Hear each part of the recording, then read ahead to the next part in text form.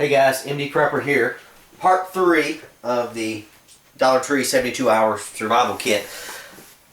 As opposed to saying that whole long title, I was thinking your thoughts on calling it the DT72HK project or something like that. Just because that title seems awfully long in making the videos. I don't know.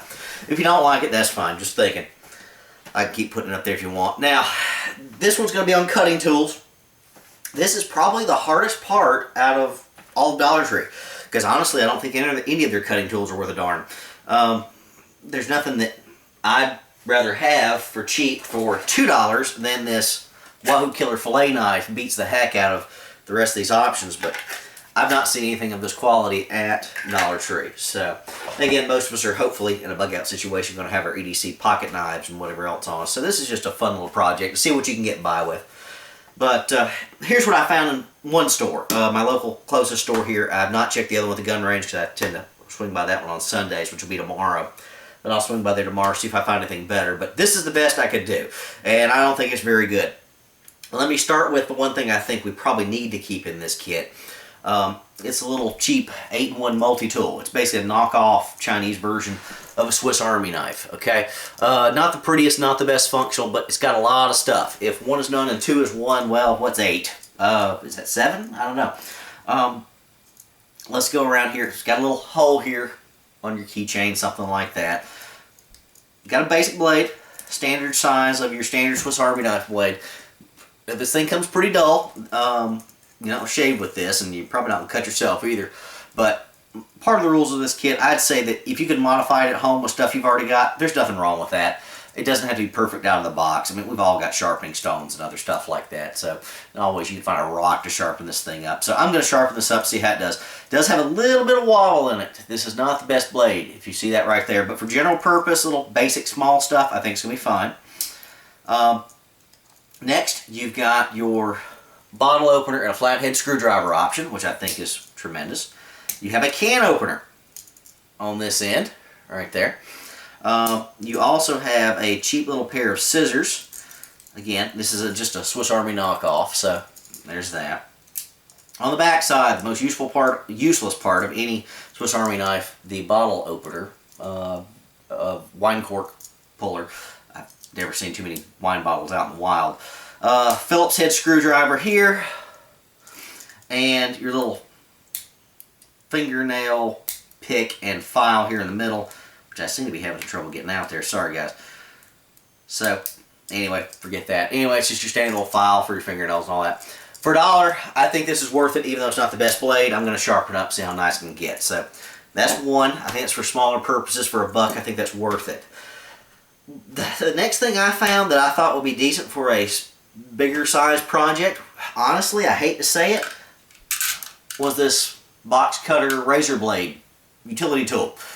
They had a pack that was 3 of these for $1, but they weren't this big. They were slightly smaller and 2 little ones that I just thought looked cheaper, junkier for $1.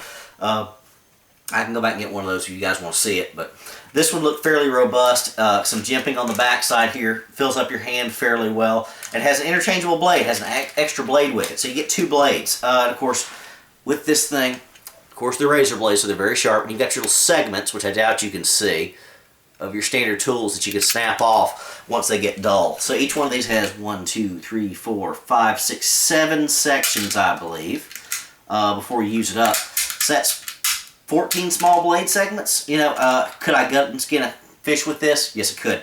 Am I going to chop down a tree with it? No, I'm not.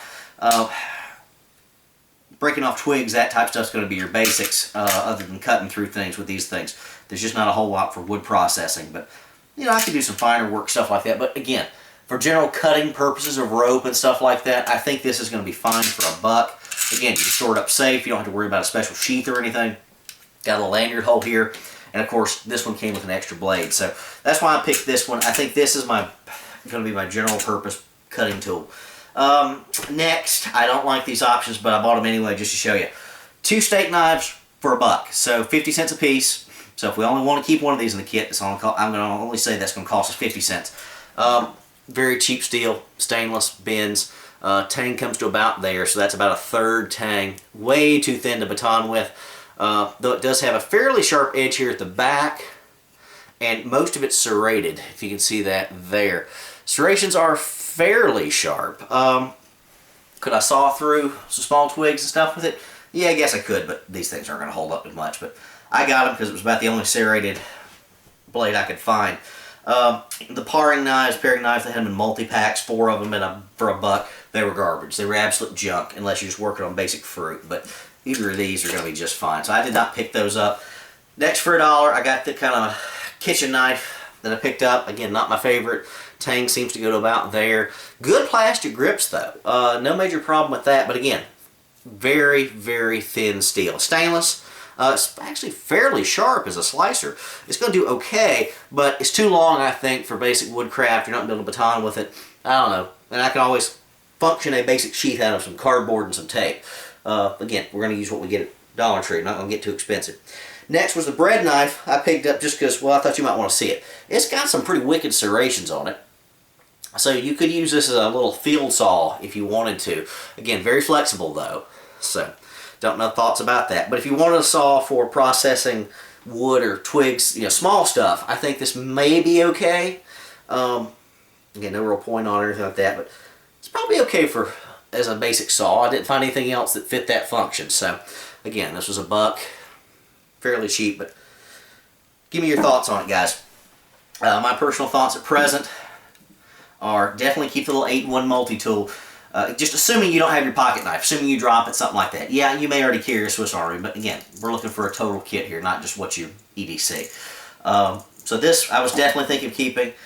I still think this little razor here is a nice addition. You may not. If you want to see the 3 for $1 one, that's fine too. But this one this seems okay. I like the little jimping on the back of it for finer work, that sort of stuff. And the extra blade is nice, and you get the little container. I don't know how you feel about the rest of this, guys.